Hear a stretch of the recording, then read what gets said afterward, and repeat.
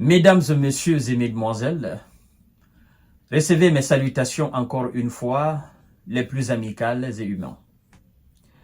Pendant que M. Zellelan était en train d'informer son opinion et ses alliés qu'il a fait utilisation des F-16 pour, selon lui, arrêter quelques missiles russes pendant l'attaque massive de la Russie, chose que j'ai démenti tout à l'heure tout en démontrant le contraire. Dans la région de l'Est de son pays,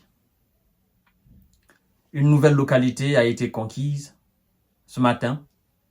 Donc, un autre territoire de son pays vient de tomber sous le contrôle de la Russie, premièrement.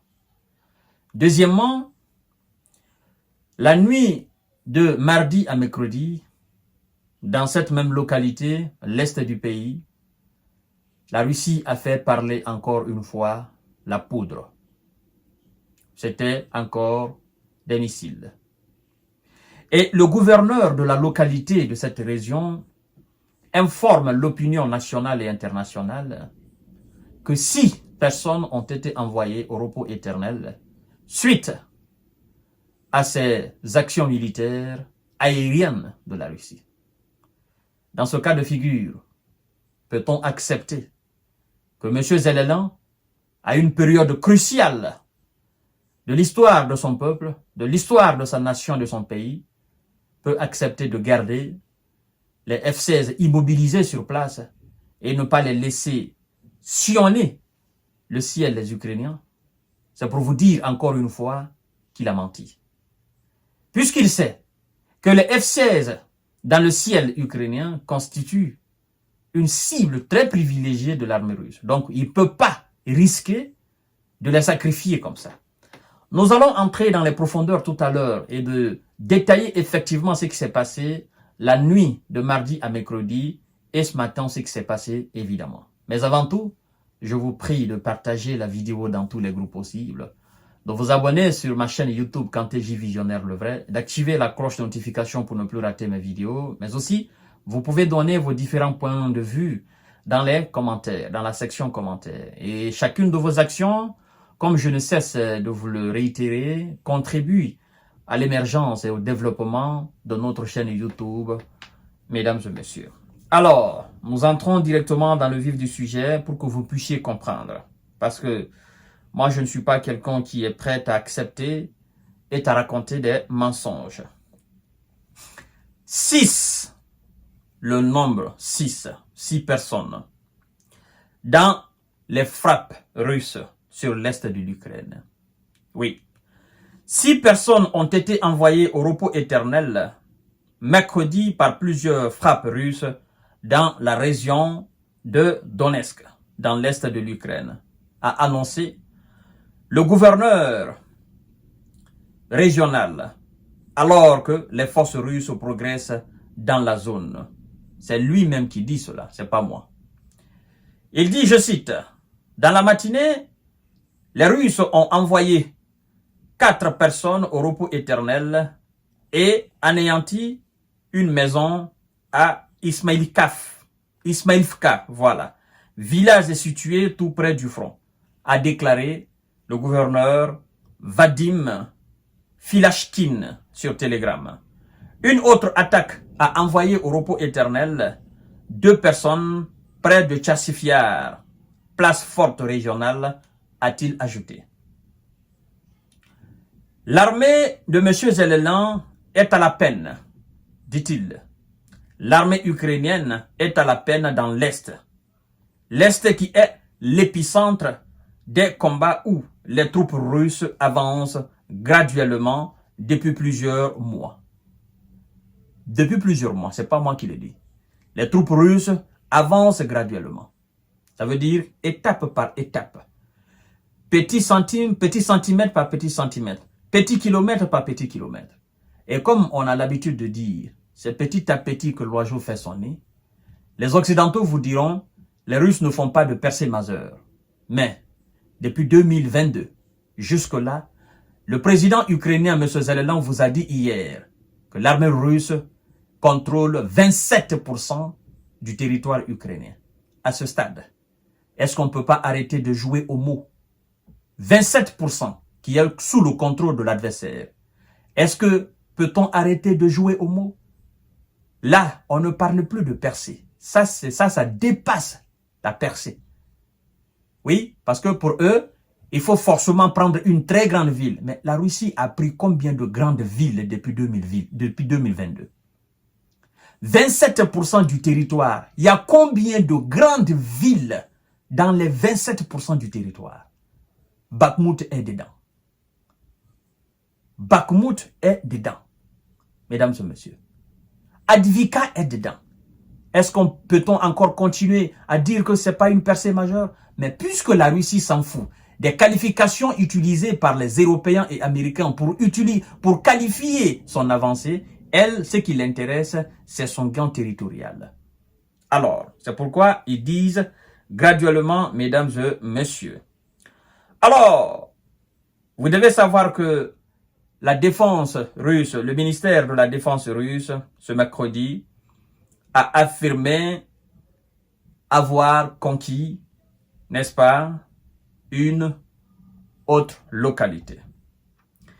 Mercredi, le ministère de la Défense russe a affirmé avoir pris la petite localité de Komishivka. Ça fait une localité de plus. Et je dis ceci à M. Zelenko. En fait, chaque centimètre perdu est un centimètre de trop. Chaque mètre perdu est un mètre de trop. Et chaque kilomètre perdu est un kilomètre de trop. Même si il n'y a pas de ville, même s'il n'y a pas de village, même si c'est la forêt. Mais une fois que ça revient sous le contrôle russe, c'est du perdu pour l'Ukraine, c'est du perdu pour l'OTAN. Et donc, ils doivent se battre pour éviter de perdre les territoires. Mais nous savons qu'ils font face à une puissance militaire qui ne dit pas son nom.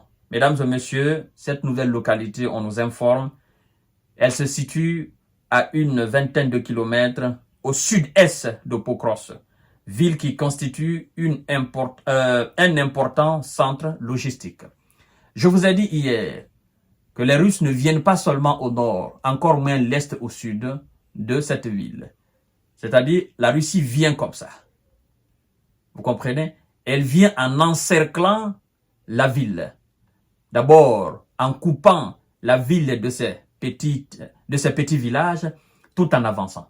Et donc, une fois que ces petits villages seront pris, donc, elle va venir complètement engloutir la ville, et c'est ce qu'elle est en train de faire. L'objectif n'est pas seulement de prendre la ville, mais l'objectif est de prendre totalement la localité de cette ville, l'ensemble, l'ossature même de cette ville. Et c'est pourquoi elle est en train pour le moment de prendre village par village, jusqu'à venir complètement engloutir la ville. Mesdames et messieurs, partagez la vidéo dans tous les groupes possibles. Monsieur Zelenko, vous savez, a ordonné éventuellement dans ces 2 jours-ci l'évacuation des milliers de personnes de cette localité. On nous apprend, et moi d'ailleurs je vous ai appris, c'est-à-dire dans la région de Pokros, Zelenko a ordonné à ce que les gens quittent, mesdames et messieurs. Alors, dans le secteur de Pokros, il a d'ailleurs dit que, en fait, l'épicentre des combats entre ces forces et les forces russes, c'est effectivement dans l'est du pays. Et quand ils ont commencé l'histoire de Kursk, la région russe là, je vous ai dit, ne vous trompez pas, c'est une diversion. Et lui-même, Zelenko, ne cesse de dire que le combat se passe dans l'est du pays. En fait, qu'est-ce qui s'est passé? Il y avait une guerre de communication, mesdames et messieurs. Et cette guerre de communication, les Occidentaux l'ont perdue. C'était quoi? C'était de détourner le regard de la communauté internationale de ce qui se passait à l'est du pays et que nous fixons nos yeux sur ce qui se passe dans la région russe. Et la Russie a compris cela. C'est pourquoi elle a intensifié les attaques, intensifié les actions militaires dans l'est du pays pour ne pas que les médias propagandistes qui parlent de ce qui se passe à Kursk se focalisent là-bas seulement. Vous comprenez? Et depuis l'incursion de l'Ukraine là, la Russie n'a fait qu'augmenter la pression dans l'est du pays. Et qu'est-ce qui s'est passé? Au lieu qu'ils ne passent leur temps à parler de course, ils étaient obligés de rester dans l'est du pays. Si vous avez bien constaté, depuis qu'ils ont envoyé des gars là-bas, on ne parle seulement de telle localité est tombée, telle localité est tombée, telle localité est tombée. Donc, les médias occidentaux étaient obligés de relayer ces informations. Donc, c'est une stratégie militaire de la Russie. Il ne faudrait pas que cette communication, c'est-à-dire que le terrain guide la communication de nos adversaires. Nous devons appuyer sur l'accélérateur pour que nos adversaires eux-mêmes parlent de ce que nous faisons dans l'Est. Il ne faut pas que le monde change de visage, le monde change de regard, et c'est ce qu'on est en train d'assister. En fait, on parle moins de course, parce que Zelensky lui-même reste fixé sur ce qui se passe dans son propre pays, à Donbass. Vous voyez? Donc, dans cette bataille, la Russie aussi a remporté. Parce que c'est ce qui se passe à l'est du pays qui intéresse réellement les gens. Américains, Britanniques, Français, tout le monde ne parle que de ça. La Russie avance inexorablement vers la ville de Pokrovsk. Vous voyez? Donc, il y a bataille dans bataille. Donc, M. Zelensky et ses supplétifs occidentaux sont en train de perdre de façon inévitable ce pays-là. Mesdames et messieurs, à tout à l'heure pour notre série d'informations de décortiquage. Partagez la vidéo dans tous les groupes possibles. Merci beaucoup.